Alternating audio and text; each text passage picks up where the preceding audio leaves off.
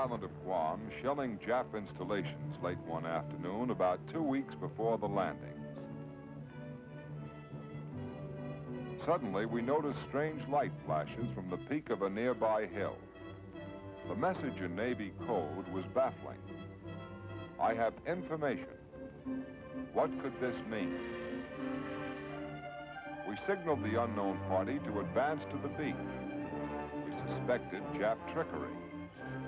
Keeping our guns trained point blank on that strip of beach, the captain dispatched a boat which proceeded slowly to meet the person who had sent the signal.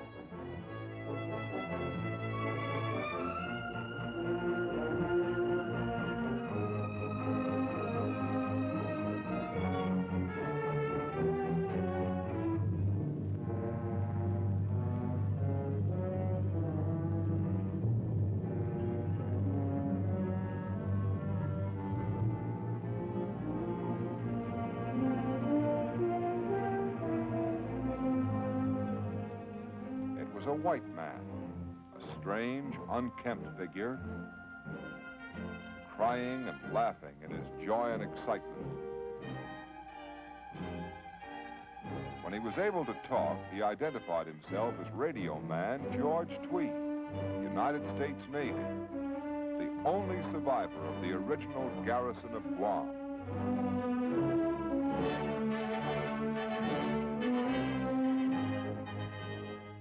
Slowly, a strange story came out.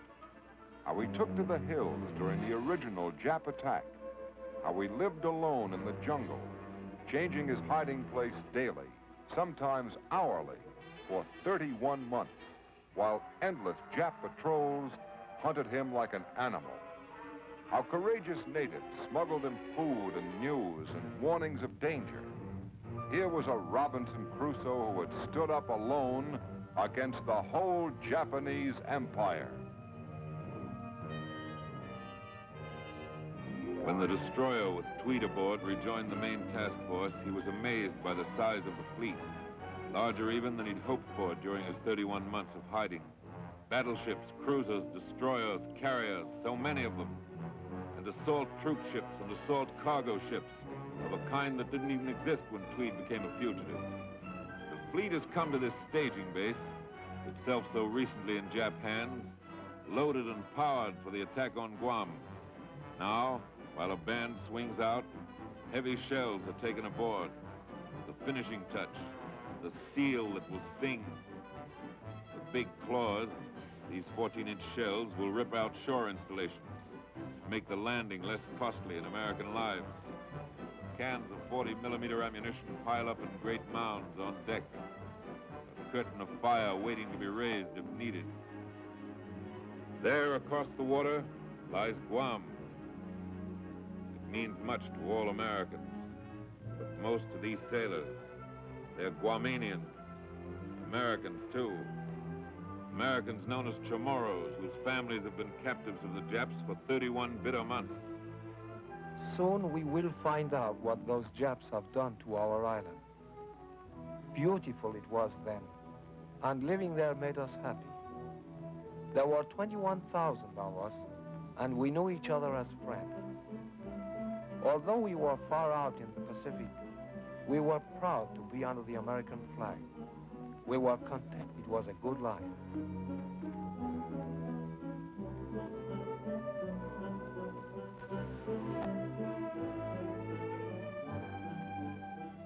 The Navy ran the island like a great ship.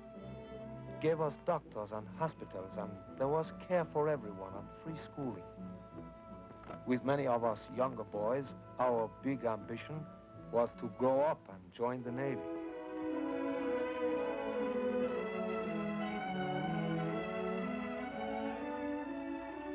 Our older men learned about self-government from the captain who was in charge of the island. We organized our own militia.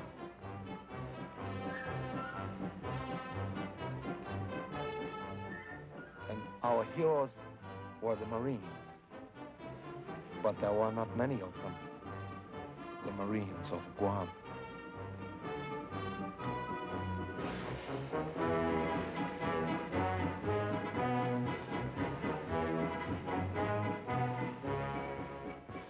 they were indeed the Marines of Guam.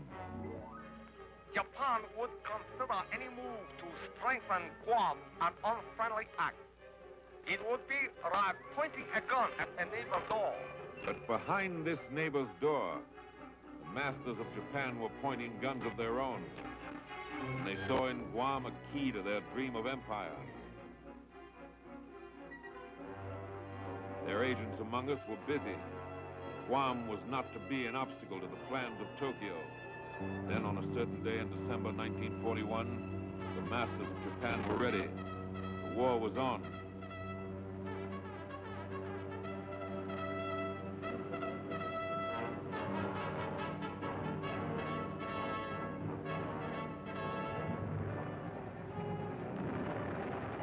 At the garrison on Guam, it was over almost before it began.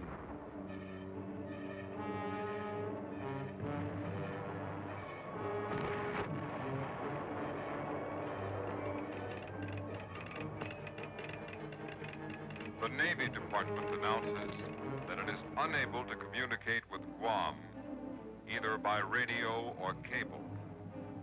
The island has been bombed repeatedly, and Japanese troops have landed at several points. A small force of less than 400 naval personnel and 155 Marines were stationed in Guam. The capture of the island is probable. Guam now belongs to Japan forever. Never again will Americans touch its soil. The return to Guam, we knew, would take many ships. In the months that followed, we built such fleets that we were able to start the march back at Guadalcanal. At this ridiculous rate of advance, America might recover its lost territory in perhaps 200 years. Then we made enough planes to begin whittling down the Jap fleet. We grew strong enough to attack New Guinea. Our Axis allies are pinning America down in Europe. We shall be very much stronger before America is free to move in the Pacific. We built our way out of the sea. With amphibious operations, we blasted Tarawa and the Marshalls. We are willing to sell you land at 1,000 lives per acre. At such a price, we will sell you 1,000,000 square miles if you wish. Then we were ready for the great adventure, an attack on Japanese territory. We conquered Saipan. But not Guam. Guam is secure. Guam is Japan. Guam is Japanese forever. Today, our guns thunder their answer. Our guns are on target. The target is Guam. Few planes come up to meet ours. The island has been plastered for weeks in the air.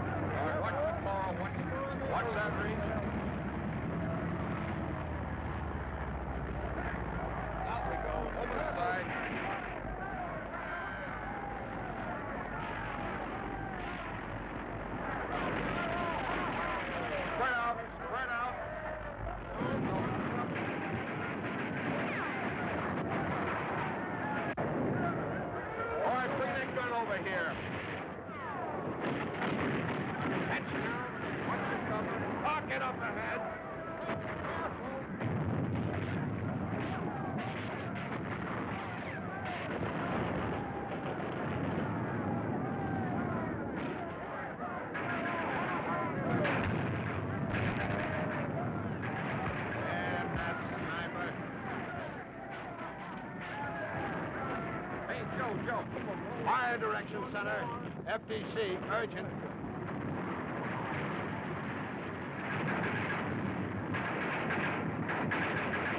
To the left. Come up a little.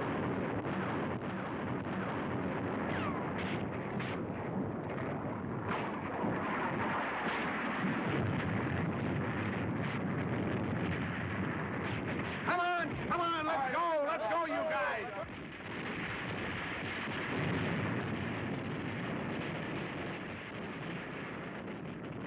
Don't play dead with me, you bat. Mopping up. The phrase sounds tame and unexciting.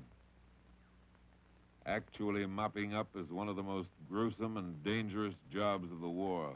The last hysterical fanatics must be captured or destroyed before victory is complete.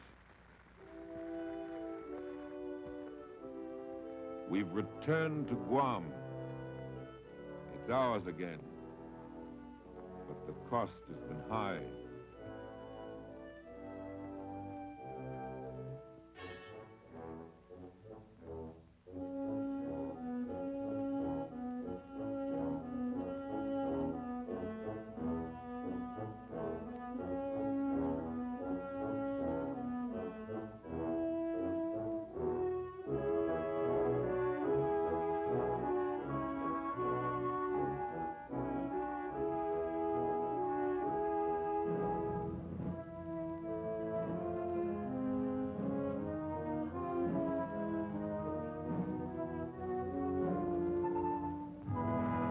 One 1,226 Americans have died. In dying, each man disposed of 10 Japs. But 1,226 fellow Americans have died. Here are the sons of heaven. These are the members of the divine race. These are the men who set out to conquer the earth. Where now is the imperial arrogance which went forth to bestride the world?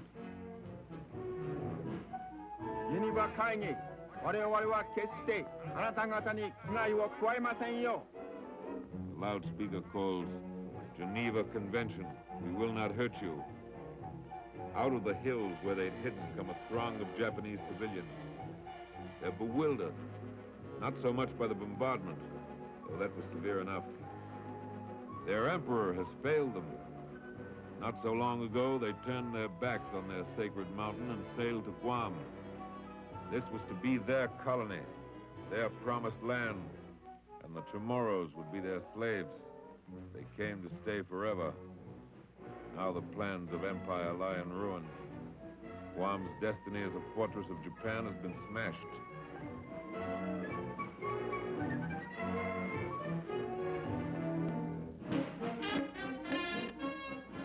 Now a new Marine garrison takes up the watch on Guam. Today, an American task force controls the waters off Guam.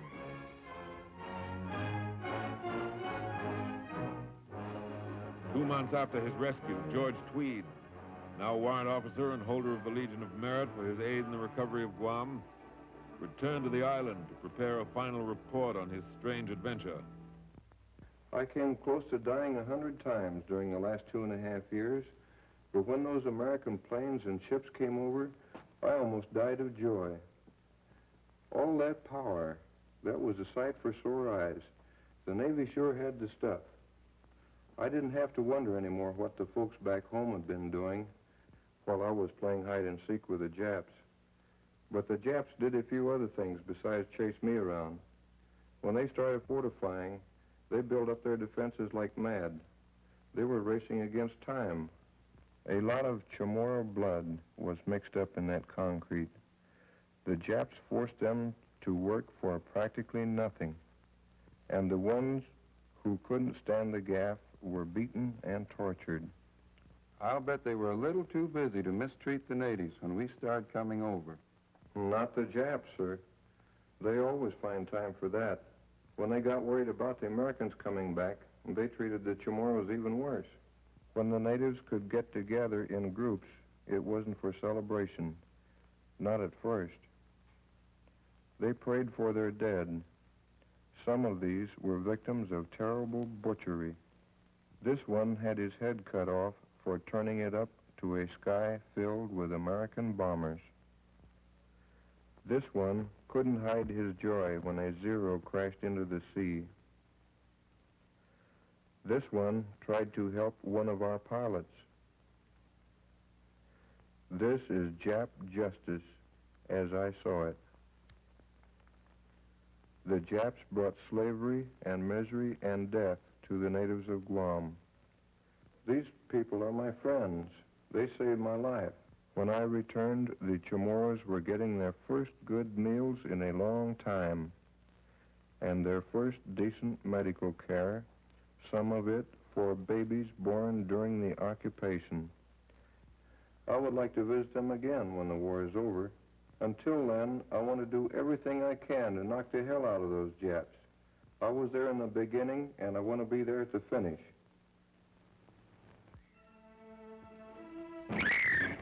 People of Guam, the government of the United States, your government, promises your homes will rise again. Your losses will be restored. But what is done for Guam is only part of what Guam will do for the people of America and the peace of the world. Guam will now become everything that a powerful American base should be. Great installations will rise as sentinels of our security and the peace of the world. From Guam, the attack goes forward. From here, the winning blow may be struck against Japan. On to Guam, on to every other place we win, we must pour the power that will clear the path to Tokyo. This base, which was lost and is now redeemed, may now fulfill its destiny and launch the action that will help win the war.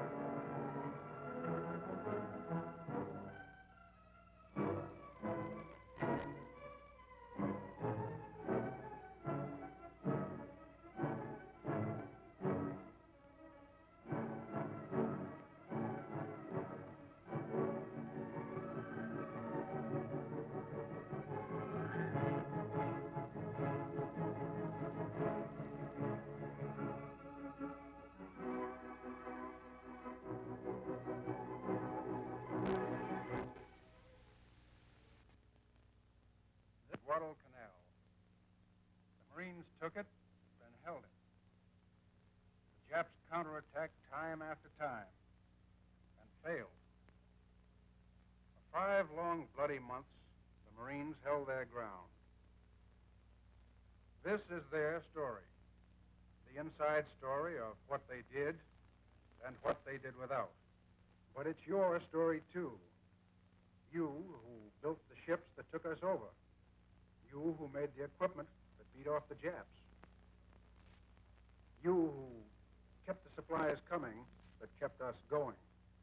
And you who made the airplanes that saved the day. The battle for Guadalcanal proved that even on that distant Pacific island, victory or defeat hung not only on the men on the firing lines, but on how well you folks back home carried out your share of the fight. Destination unknown. When we shoved off that fine spring morning, only the staff members knew where we were headed, and they weren't telling. All the men wanted was action, and somehow they knew it was in the wind. A Marine can always smell a fight a long ways off. It wasn't until many days after we kissed the San Francisco shoreline goodbye and waved farewell to the Golden Gate that the news of our mission broke. Colonel Hunt's notice to the troops ended with these words: "Our country expects nothing but victory from us, and it shall have just that. We have worked hard and trained carefully for this action. Each of us has his assigned task. Let each vow to perform it to the utmost of his ability, with added effort for good measure. Good luck, God bless you, and to hell with the Japs." The Navy did a great job. As more and more ships joined us, it began to look like a really big show. The last day at sea was mighty rough.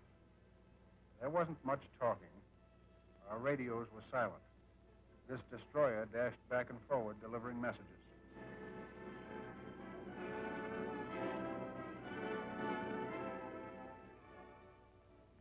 We rendezvoused at night. Before dawn, we were in position and ready to go. Ships exchanged messages. Crews manned their battle stations. This was the long-awaited moment. At 6:14, the big guns of a Navy cruiser opened fire on the shore. Ships all up and down the line joined in the barrage. The din was terrific. Our guns quickly found the range and plastered the entire shore. The Japs were caught completely by surprise, for there was no answering fire.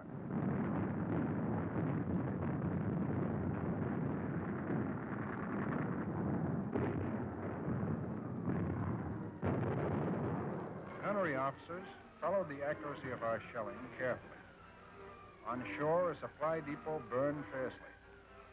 Our barrage had been effective.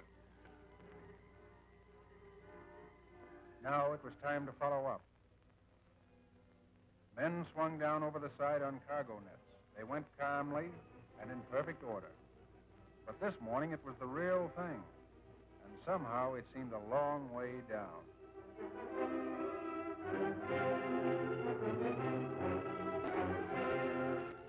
Wave after wave of landing craft swept shoreward.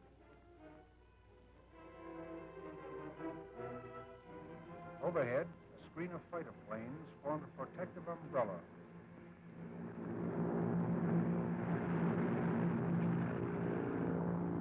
The beach dead ahead, and still no sign of the enemy. The first boats hit the shore without opposition.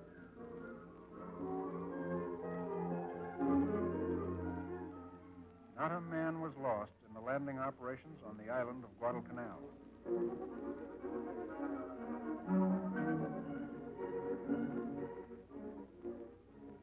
But Guadalcanal was a battle of supplies as well as men. Over 5,000 miles of ocean lay between our island and San Francisco, and grocery deliveries couldn't be too regular. Even more important than food was the equipment we brought with us. Gasoline, for example, was worth its weight in gold.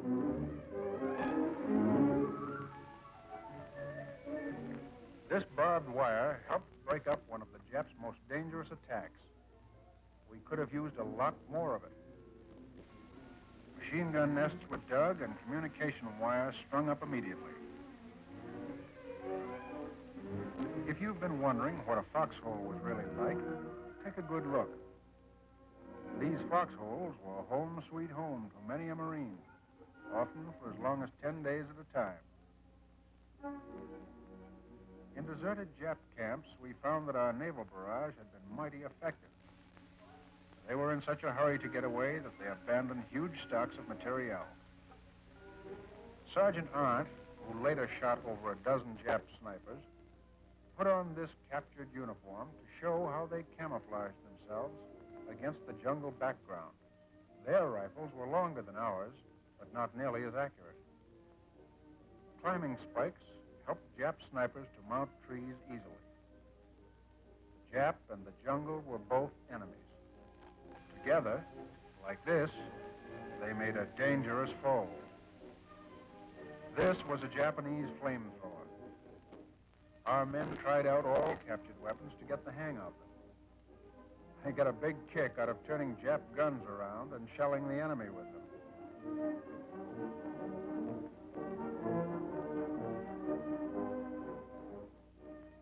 But for dependability, American equipment was far superior. As one of the Marines told me, "Hell, mate, we're American troops, and we just naturally want American weapons. In a tight spot, we want to know our guns and ammunition aren't going to let us down. That's why we look for that good old label, Made in the USA."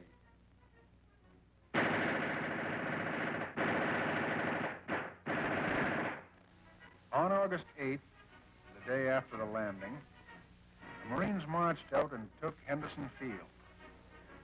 Except for some scattered sniping, the enemy put up no organized resistance. Henderson Field was really the key to our entire operation, for whoever would control the island of Guadalcanal must also control the air over it. One of the first moves was to run up the Stars and Stripes. There was a lot of work to be done before planes could use the field. It was chock full of shell craters. Most of them had to be filled in and rolled smooth. Some were used as observation posts and gun emplacements and set up for business by their crews. The Marines and Seabees rushed the field through on the double. They used everything they could lay their hands on, including Jap steamrollers. But American machinery from back home did most of the heavy work. Some of the farm boys got kind of homesick running these tractors.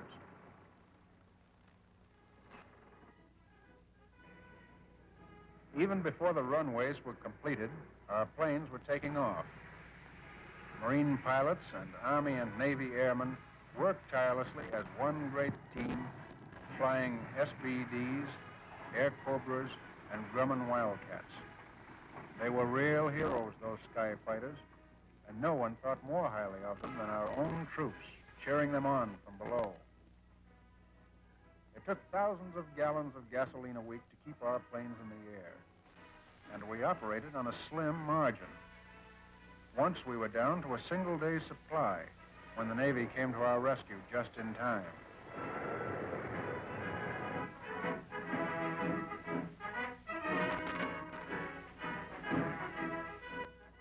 Those last planes are flying fortresses.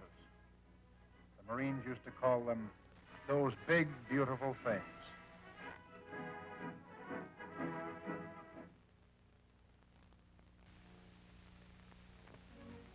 We planned our defense of the airfield carefully.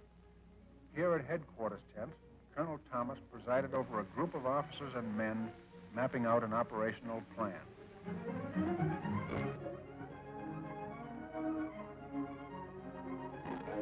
Meanwhile, jeeps, command cars, and Marine working parties headed down the jungle road and marched over the engineer's bridge, built by our own men. Their mission was to strengthen the key strategic ridges around the airfield, immensely important defensive positions. This particular hilltop became known as Bloody Ridge. Looks harmless, doesn't it? Yet later, some of the fiercest fighting of the whole campaign took place here. First job was to clear away the underbrush. The Marines preferred fighting to this kind of work. Observation posts were hastily constructed. Frontline foxholes were dug, along with deeper and wider pits for machine guns. Favorite song of this Marine was "You'll Be So Nice to Come Home To." Our own artillery continually pounded Jap positions to break up massing of enemy troops. These 105mm field guns did a lot of damage at long range. Frequently, our gun crews maintained this fire all day long, when Jap concentrations became dangerous. American gun batteries proved far more accurate than the Japs. A plane spotter warns, "Here comes the Japs." To every man on Guadalcanal, this was an all too familiar sight. Jap bombers outlined in silver against the sky. The Jap plane is hit. Watch it fall behind the trees.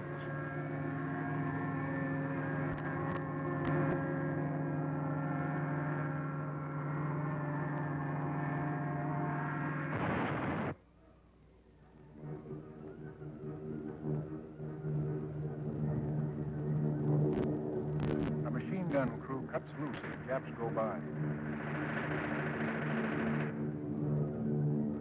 Another hit. Out of control, the Jap plane plunges toward the water. End of another Jap raider. But sometimes, by sheer weight of numbers, the Japs broke through. They took their toll of men and planes. They tore huge bomb craters in the runways. They wrecked buildings. And they set fire to oil stores. But no matter how often they came over, or how hard they tried, they never succeeded in putting Henderson Field out of commission. Even before the enemy attacks had ceased, American repair crews were on the job. Yes, these are our planes. But for every plane we lost, the Japs lost 5. For every pilot, the ratio was even higher. And even these planes weren't completely out of the fight, for our mechanics salvaged everything but the bullet holes in repairing damaged machines. Time meant everything down here. When new planes didn't arrive on schedule, our pilots flew the best they had. The badly wounded were rushed direct by hospital plane to nearby island bases out of reach of Jap bombers.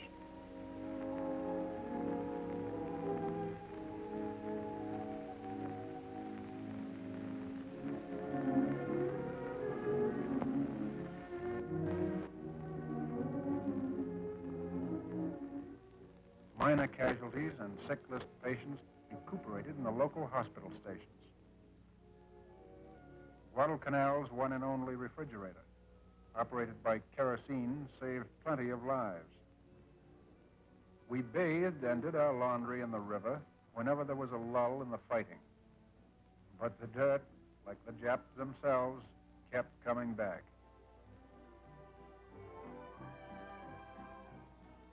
Today, an American supply ship came in, so tonight we ate like kings. Hot biscuits coming up. We cooked with a field stove and a Jap safe converted into a griddle. Imagine what a meal like this meant to the Marines after a stretch of emergency field rations and Jap rice. We watched the bulletin board like hawks. News from home, picked up at night by radio, was posted regularly. The big question, what's the #1 song this week? Most numerous among Jap prisoners were members of labor battalions called termites by the Marines. Most of them, when captured, didn't seem to take their fate too hard.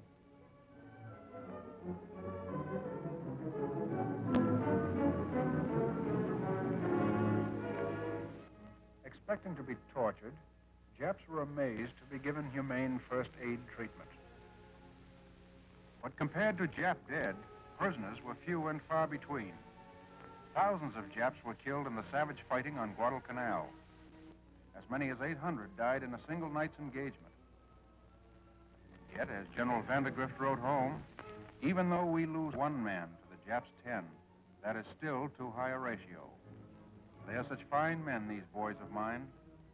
They are doing their job in the best Marine tradition, and I could add nothing to it. From abandoned enemy equipment, many a Marine brought back his own personal souvenir. Corporal Barney Ross, later promoted to sergeant, received a captured Jap flag right on the field of battle.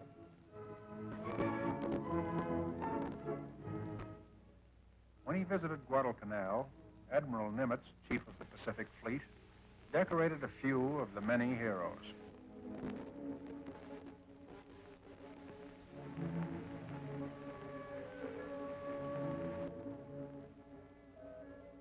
This is Colonel Edson, who led a Marine Raider Battalion. In March, the entire 1st Marine Division was cited by President Roosevelt. Next, you will see 3 crack Marine pilots, Major Smith, Major Gaylor, and Captain Carl. Here's Major General Vandergrift, Marine leader, with Admiral Nimitz. Before we left the island, we saluted our dead, the Marines who will never come home.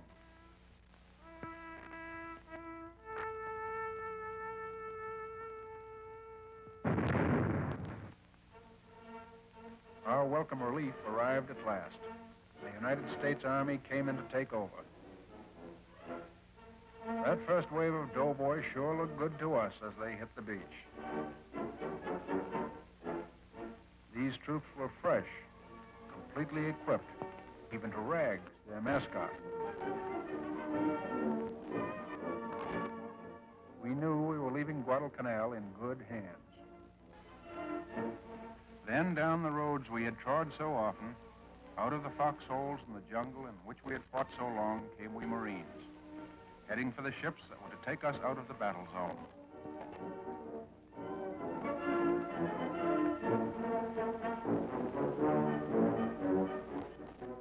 One last look. The American flag still flew over Guadalcanal.